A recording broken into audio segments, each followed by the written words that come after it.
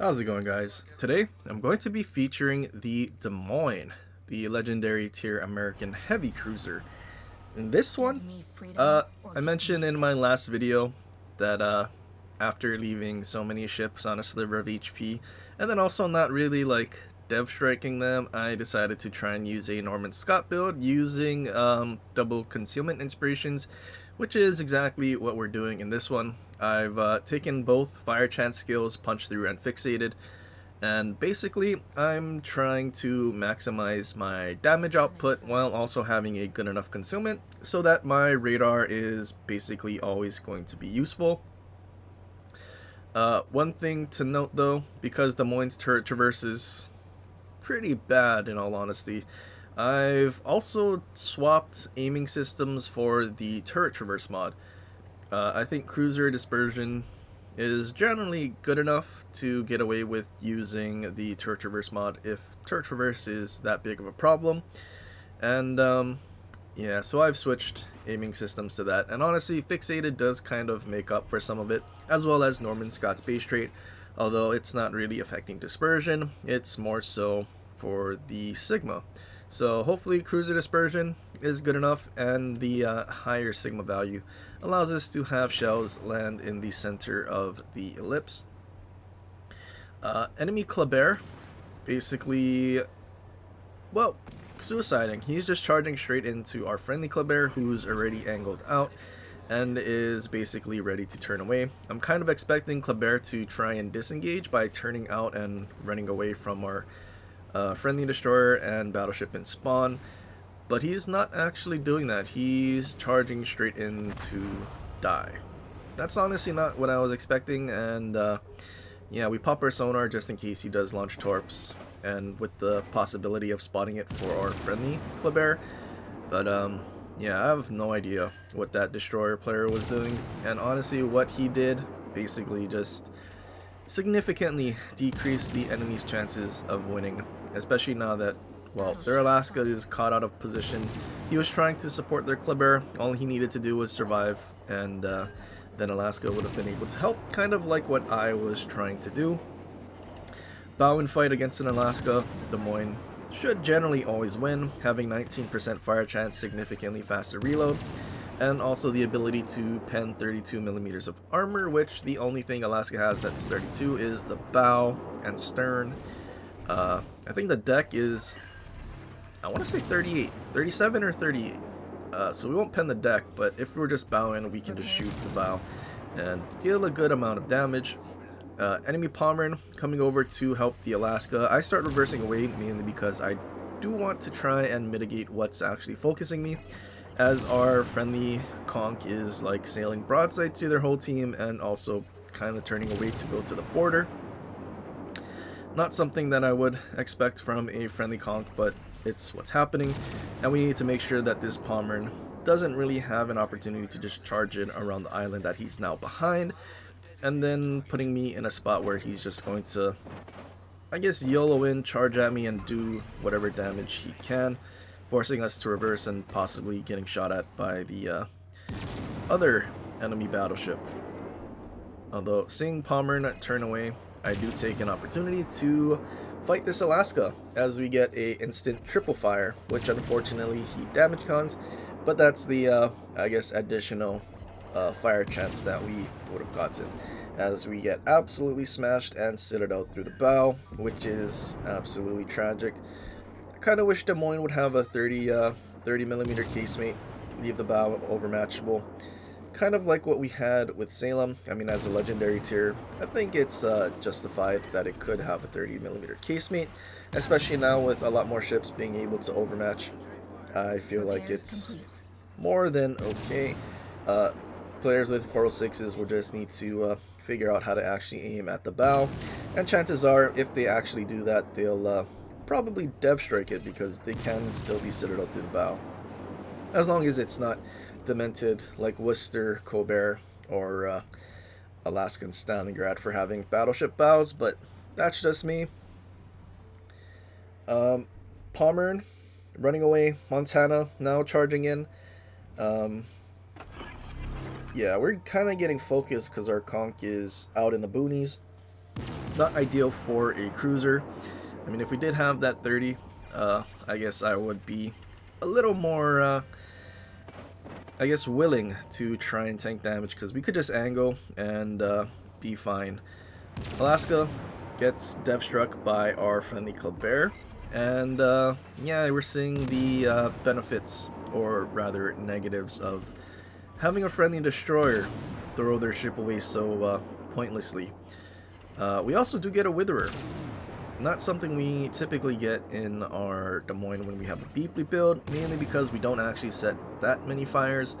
I think all legendary tier battleships have a, or might be ships in general, have a 50% fire chance reduction, just baked into their fire chance calculations. So instead of doing 19% right now, I think it's, what is 19 divided by 2? 9.5%.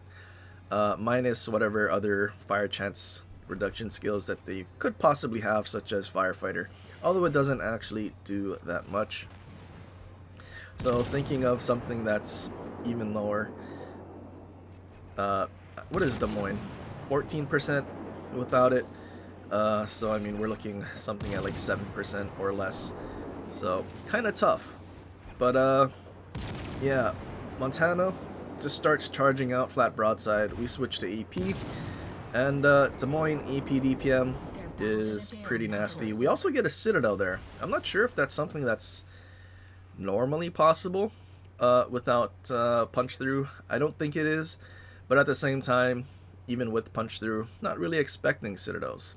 I'm not sure if that was normal, as that was the only one we got as well, even though we shot a ton of salvos under his turret. But yeah, I don't know. Maybe it's Norman Scott with punch through, since we do get I believe 8% EP penetration buff. So kind of nasty. And well, bow and reversing Alaska, we do try to make use of our AP. I don't know if I'm just aiming too low, but it seems like he's just kind of reversing flat broadside, and it's not like I'm aiming at the waterline either, but like our first few salvos were just splashing, which kind of sucks. Alaska finally takes notice that we were shooting at him and also decides to return fire, and then going bow in and reversing away. Typical Alaska gameplay.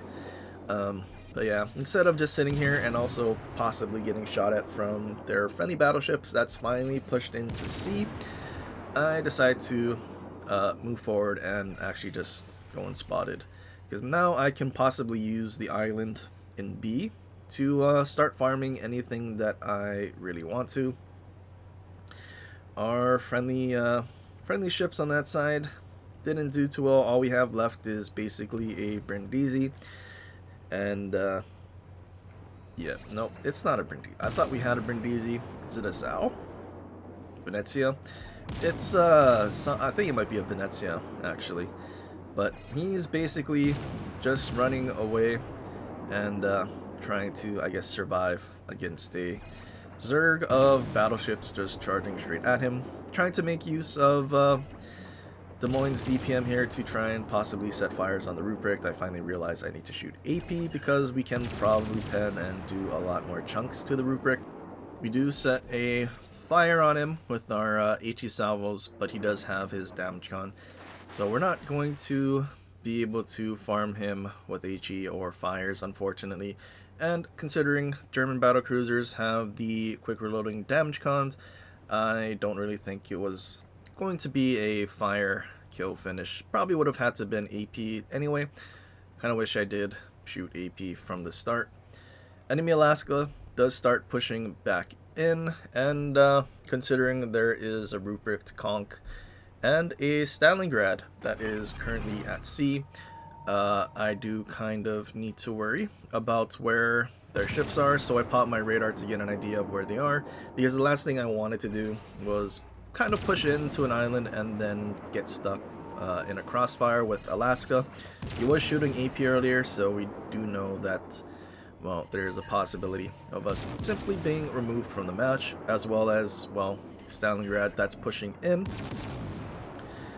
He doesn't counter radar though, so I also kind of hoping that he doesn't counter radar now that my radar has run out. I'm debating if I should try and fight the Rupert or the Stalingrad, and I decide Stalingrad is better because, well, Stalingrad can't overmatch me, Rupert can, and then I can, or well, should, win a bow-in fight with the Stalingrad. Kleber finishes off the Alaska, so now we don't have to worry about a crossfire, which is great for us. And now, well, Stalingrad not using his radar. I don't know if he just didn't realize it, but here we are. We don't get as many citadels as I would have liked, but we do actually get a depth strike. I don't know if he even had half his HP. To me it seemed like it was actually less, but maybe that's just me. But we do finish off Stalingrad.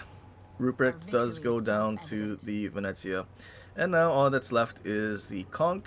And at this point, I don't really foresee us losing. Venezia does actually go down, but Conch is so low at this point that, I mean, our AP DPM is just going to finish him off rather quickly. But yeah, this build, kind of, well, not bad, to be honest. I do sort of miss our super concealment, but at the same time, when we're spotted, we can still counter radar, so it's not like it's a must to have Beepley, but building for stealth kind of is. 220,000 damage, and yeah, well over 3k XP, as well as a Witherer. We don't really get Witherers that often unless we get to farm forever in a Des Moines. But yeah, this build, I may consider using it, mainly because we can get away with it, whereas a lot of the other American heavy cruisers can't without Beepley. Just because Des Moines does have 10 km radar. I think everything else is shorter. But yeah, Norman Scott build. This may be my new go-to, as we see our 10-1 concealment here. We have a 10 kilometer radar, so 0.1 difference, not the end of the world. And I'm pretty sure I mentioned earlier that I did switch aiming systems to the turret traverse mod, mainly because turret traverse without it I think would have been 36 seconds, I believe. So battleship turret traverse on a cruiser is pretty painful. Yeah, with the turret traverse mod we're just under 30 seconds. So yeah, kind of important. As we see in the upgrade row, we do have turret traverse mod. But yeah, anyway, that's pretty much it for this one. I hope you guys enjoyed. If you did, leave a like and subscribe for more, and share it with your friends, or leave a comment down below on other ships you want to see in the future. But anyway, till next time, aloha.